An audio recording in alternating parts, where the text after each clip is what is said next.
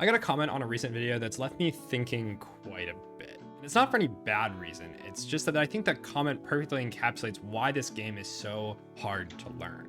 It reads, I do question the value of pathing so aggressively in Act 1. He nearly dies to Bridonis in Act 1 if he didn't draw Uppercut, and the rest of the run was easy.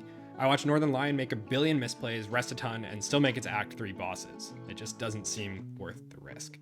This is a perfectly reasonable conclusion to draw. You can look at the fight that I fought the Bridonis. You can see if I don't draw a certain card, I die. Kind of sketchy. Hopefully I don't draw like crap. But is that really the issue? No. And that's why Spire is so difficult. It obfuscates every reason behind all things. And this is something I've wanted to talk about for a while, so we're trying something a little bit new and just kind of going over like one specific part of a run. You know, Riptide Lab-esque video.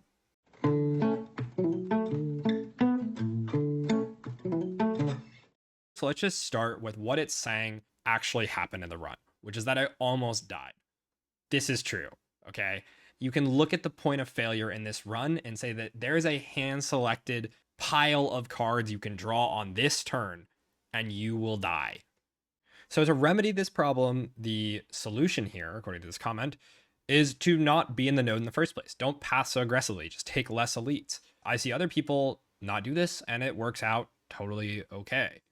Looking at a bad spot in a run and then falsely attributing it to something that happened extremely recently is by far the most common mistake I've seen after coaching so many people on Reddit, Discord, Twitch chats, YouTube comments over the years. It's so easy to fall into this trap. But let me show you what I think was the actual mistake in this run, and then explain why the takeaway that you have from this should be the exact opposite that you have from just reading this comment.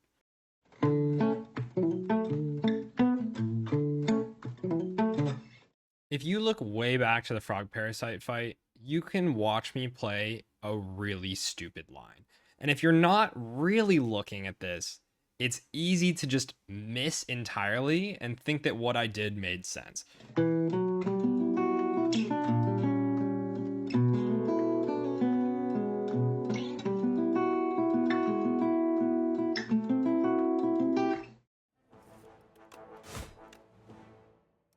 Actually, should I have done double defend? I should have, right? Gotta take one. Oops. Okay, that's bad, but could maybe be okay anyways. The key insight I want you to take away here is about not just planning for the best line on the current turn, but just thinking ahead to future ones and the whole fight. The enemy intents in this fight are predictable. We know for a fact that if I leave both regulars alive here, next turn the one on the left will attack for 11 and the one on the right will buff and spawn another infection. This turn I'm facing down 11 incoming damage. There are two ways to mitigate that, either by killing the one that's attacking or by blocking for 10 and just taking 1. If I had played 2 defends this turn, I could have used the leftover energy to play Anger Strike and kill the one on the left. Then next turn, there would have been no incoming attacks, giving me 2 full turns to deal the 16 damage needed to kill the remaining guy on the right before he attacks again. Aside from maybe blocking a couple infections, I wouldn't need to think about block at all during those 2 turns. The worst case scenario, being unable to kill before the next attack, is just extremely unlikely. By leaving the guy on the left alive, I open myself up to a much riskier worst case scenario. One where I can't kill the left guy next turn, but now also need to block a lot more than just a hand of infections. That is, in fact, what happened. It's a pretty unlucky draw order, but nonetheless, it could have and should have been easily avoided with a bit more forethought.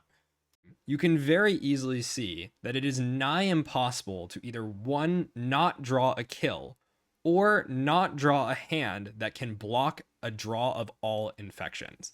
And so if I don't have anything actually attacking me on this turn, I'm always good. There's like nothing I can draw here really that is so horrendously bad compared to what actually happened. I take a random hit here for absolutely no reason. If I would have just accepted my 1 damage and instead killed the other guy, I take 0 here and get out of this fight just up 6 HP.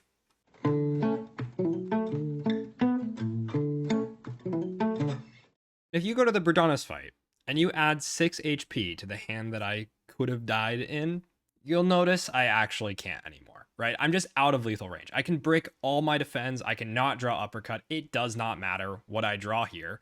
I'm just good. If you were very confused by that, I don't blame you, because it's actually not this turn that solves the problem. It's the turn before that I'm allowed to now, instead of playing 3 energy on blocks, play 2 energy on blocks and play this armored strike for 16 damage, which puts Berdonis within lethal range of 1 strike with this 2 strength next turn.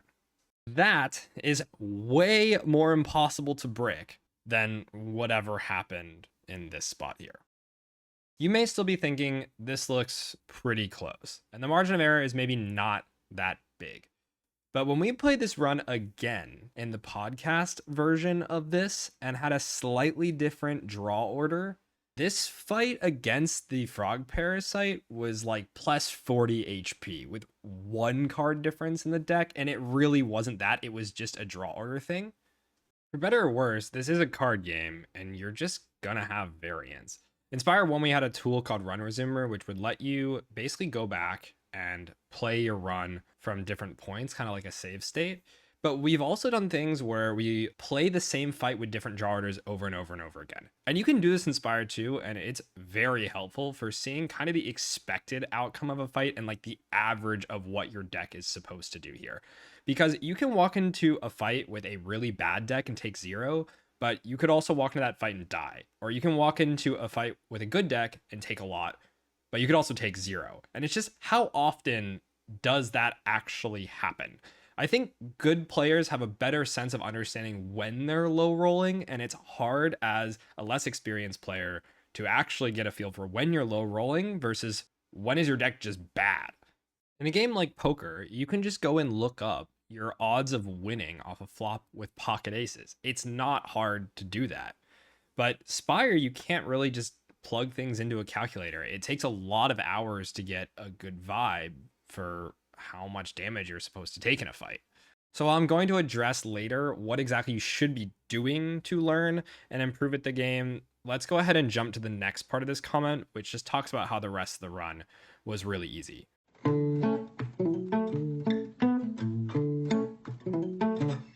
This is kind of by design, and it may not feel that way if you are not doing a very important concept in this game, which is equalizing risk. Good players will aim to spread out their risk throughout the run. You don't want to accept all of it in the end game or all of it in the beginning of the game. And so if you get to the end game and your deck was crafted in a way that made the rest of the run trivial, and Act 1 and 2 were really easy because you just picked a lot of attacks and sort of breezed through, you might hit the Act 3 elites or the Act 3 boss and then wonder why it feels so much worse. And it's because skipping 1 or 2 cards or just building your deck in a different way or conserving some sort of resource like a potion or a little bit of HP or an extra upgrade goes such a long way to making the end game better. And so in a run like this, where you're really strong early game, you've gotten a ton of gold, you walked into an early shop, you really want to take on as much of the risk early so that you pull risk out of endgame. It is just kind of a bad way of thinking to say that this is a risky way of playing by running into the 4 elites. What you're really doing is just moving risk around. And it's probably misleading, in this case, to look at the Frog Parasite fight and go, that was really bad. I lost a ton of HP, and assume that it's going to be like that every single time. Because if I play this fight 100 times with the exact same deck and just different draw orders, how often do I lose as much HP as I did in the actual run?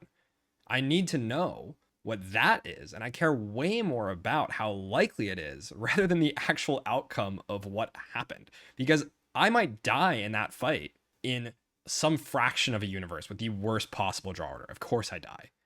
But is the takeaway then to never fight that ever again? No. It's just to keep running in because most of the time I should just be fine. I have played plenty of runs, especially in Spire 1, which is where I really learned this concept, where if you don't get as strong as you can early, what if you brick later?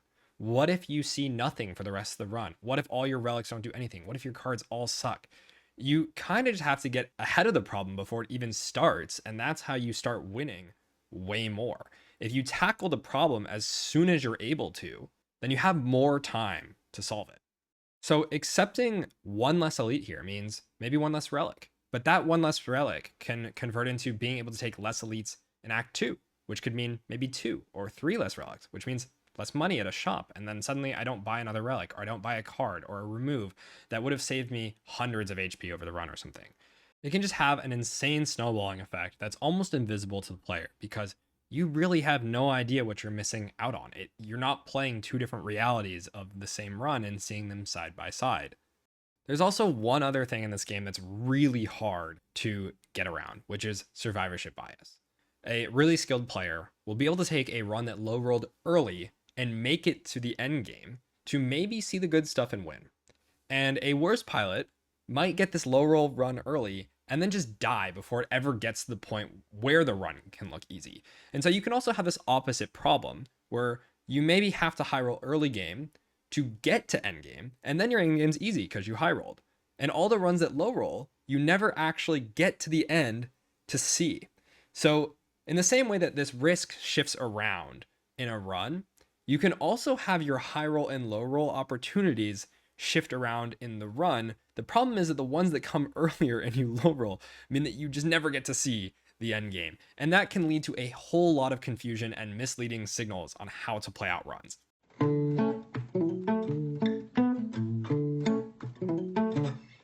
So when I see on Reddit people reviewing runs or giving people reasons that they lost because they look at their deck and they say, oh, this is obviously what happened. Most of the time I go, I don't have enough information to actually tell you what went wrong in this run. It's basically impossible to identify the issue unless you were there for the entire thing, because most things are not happening in the fight that you died. It's way earlier.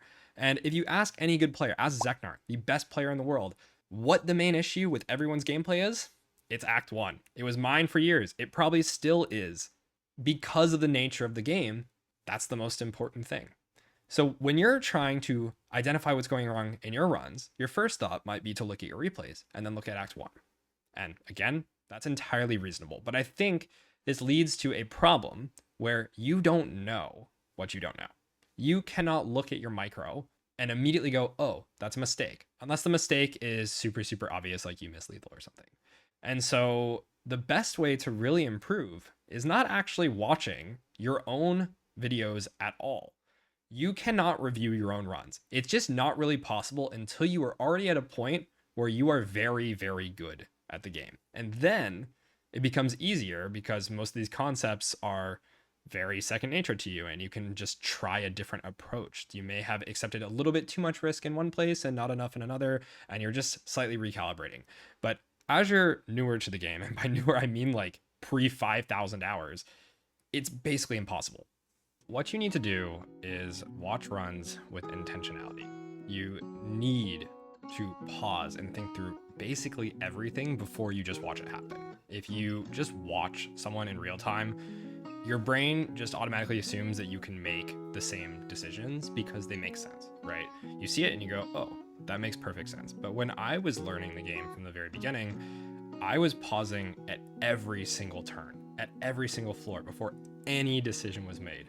And that is really tedious, but it is truly the best way to watch and learn, and way more helpful than actually trying to review your own runs. You can also get coaching. I'm not doing it right now, but I'll shout out VM Service as someone who is doing coaching right now and is qualified for sure to help you out. By the way, if you like the music that you've been listening to throughout this video, you might be interested to know that it's all off a recent album released by one of my best friends, Tyler Payman. And I was actually asked to play cello on a track on this album, so if you'd like to listen to anything that I've worked on or just listen to a really cool instrumental album, please give it a listen. I would just love to do everything I can to support him. He also played all the lead guitar on my upcoming album that I'll be releasing within a couple of months here. So stay tuned for that. If you like his playing, you're going to be hearing it a lot because I play with him all the time. So yeah, thanks for watching. This is a different style of thing. Hopefully this is interesting. I'm going to be making another video soon of a full run that is going to be easier to follow along. And I'm gonna really break down and pause for people so that you can see what I mean with this sort of idea. But yeah, let me know if you want more of this, and thanks for watching.